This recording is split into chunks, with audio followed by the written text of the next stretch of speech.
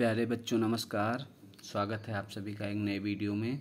और आज हम लोग पढ़ेंगे प्रेजेंट इंडेफिनिट टेंस का नेगेटिव सेंटेंस। ठीक है, चलिए देख लेते हैं।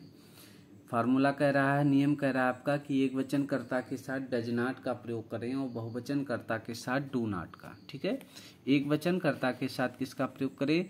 डज नॉट का प्रयोग करें और बहुवचन कर्ता के साथ डू नॉट का प्रयोग करें। इसमें इसके वर्ब में यस या यस का प्रयोग नहीं होता है, यस यस नहीं जोड़ा जाता है। ठीक है, सीधी सी बात है। एक वचन कर्ता के साथ डज नॉट लगाइए और बहुवचन कर्ता के साथ डू नॉट लगाइए। इसमें वर्ब में यस या यस नहीं लगता है। ठीक, इसके वर्ब में यस या यस नहीं लगता है। अगला रूल है, कह रहा है कभी नहीं के लिए नेवर का प्रयोग करते हैं और नेवर के साथ डू नॉट या डज नॉट का प्रयोग नहीं होता है। एक वचन कर्ता के साथ यस या यस जोड़ देते हैं, जबकि बहुवचन कर्ता के साथ यस या यस नहीं जोड़ते हैं। ठीक है बेटा, कह रहा है कभी नहीं जब आएगा तो नेवर का प्रयोग करते हैं और नेवर के साथ डू नॉट या डज नॉट का प्रयोग नहीं होता है। ठीक, एक वचन कर्ता के साथ यस यस जोड़ देते हैं, जबकि बहुवचन कर्ता के साथ यस यस नहीं जोड़ते हैं। ठीक है बेटा, अभी इस पे सेंटेंस आगे देख लेते हैं।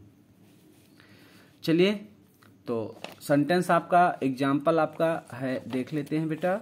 कह रहा है, पहला एग्जाम्पल है, कह रहा मनु शतरंज नहीं खेलती है, तो Manu does not play chess. अब मनु क्या है? सब्जेक्ट है, तो मनु हो जाएगा। एक वचन है, मनु किसी का नाम है, तो डज लगा देंगे, उसके बाद नॉट लगा देंगे। और मनु के द्वारा किया गया कार्य वर्ब कहलाता है, तो मनु खेलती है, तो खेलना का प्ले होता है। क्या बच्चा? चेस। ठीक है बेटा, आगे देख लेते हैं। वह नहीं कूदता, तो वह आपका सब्जेक्ट है, उसके बाद ही वो सब्जेक्ट आपका सिंगुलर है, तो डज लग जाएगा, ही डज, उसके बाद नॉट। और कूदना का क्या होता है? जंप होता है। वह नहीं कूदता, ही डज नॉट जंप। अगला, वे दूसरों की सहायता नहीं करते, तो वे आपका प्लूरल है, सब्जेक्ट वे आपका प्लूरल है, तो दे हो जाएगा। और सब्जेक्ट के बाद डू या डज लगाओ, तो यहाँ डू हो जाएगा क्योंकि वे प्लूरल है। उसके बाद नॉट हो जाएगा, उसके बाद वर्ब है सहायता करना, और किसका? दूसरों का, तो अदर्स हो जाएगा। ठीक है बेटा, अगला देख लेते हैं।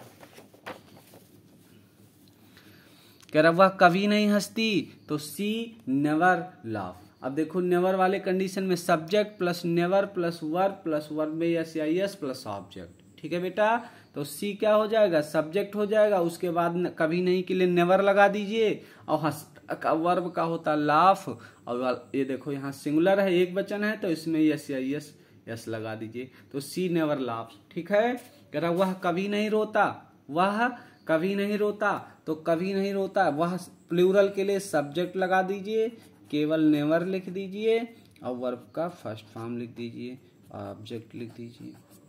इसमें यस या यस नहीं लगेगा। कह रहा वह कभी नहीं, मैं कभी नहीं रोता, तो मैं क्या है? प्लूरल है, आई सब्जेक्ट, उसके बाद नेवर, और रोना का क्या होता है? वीप। तो मैं कभी नहीं रोता, आई नेवर वीप। ठीक है, अगला कह रहा है मैं क्रिकेट नहीं खेलता हूं, तो मैं क्या है? प्लूरल है, तो मैं हो जाएगा। उसके बाद डू या डज लगाइए, तो यहाँ मैं प्लूरल है, डू हो जाएगा। उसके बाद नॉट, और खेलना का प्ले होता है क्या? क्रिकेट का क्रिकेट। ठीक है बेटा, अगला, अनिल पत्र नहीं लिखता है, तो Anil does not write a letter. Anil आपका एक वचन है, सिंगुलर नंबर है, तो अनिल के साथ क्या हो जाएगा? डज लग जाएगा बेटा। उसके बाद नॉट आएगा। अनिल के द्वारा किया गया कार्य, अनिल क्या कर रहा? लिख रहा है, तो लिखना का राइट होता है। क्या लिख रहा है? अ लेटर, एक पत्र को। ठीक है, आठवां करा नवीन अब नहीं रोता, तो नवीन आपका एक वचन है बेटा, नवीन हो जाएगा, इसके साथ डज नॉट लग जाएगा, और रोना का वीफ होता है, और लास्ट में क्या बचा? अब का लगा दीजिए, नाउ कर दीजिए।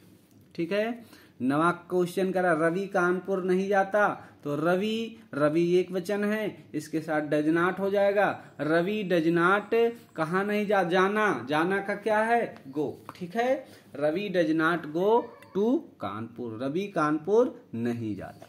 अगला सेंटेंस कह रहा वह गाना नहीं गाती है, तो वह का हो जाएगा सी डज नॉट। ठीक है, और गाती का सिंग, क्या? गाना अ सॉन्ग। ठीक है, वो गाना नहीं गाती, she does not sing a song. ठीक है बेटा, अगला, वह चाय नहीं पीता, तो वह का हो जाएगा ही, और ही के साथ लगेगा डज नॉट। और चाय पीने के लिए किसका प्रयोग करते हैं? टेक का, अब क्या नहीं पीता? The tea. तो he does not take tea, वह चाय नहीं पीता। ठीक है बेटा, हमें आशा है कि आप लोग समझ चुके होंगे। आपको वीडियो कैसी लगी हमें कमेंट बॉक्स में जरूर बताएं।